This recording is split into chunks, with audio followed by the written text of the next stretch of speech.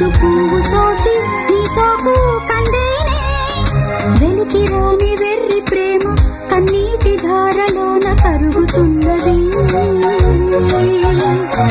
నాదు శోకమోపలేక నీ గుండె బాధపడితే తాళనన్నది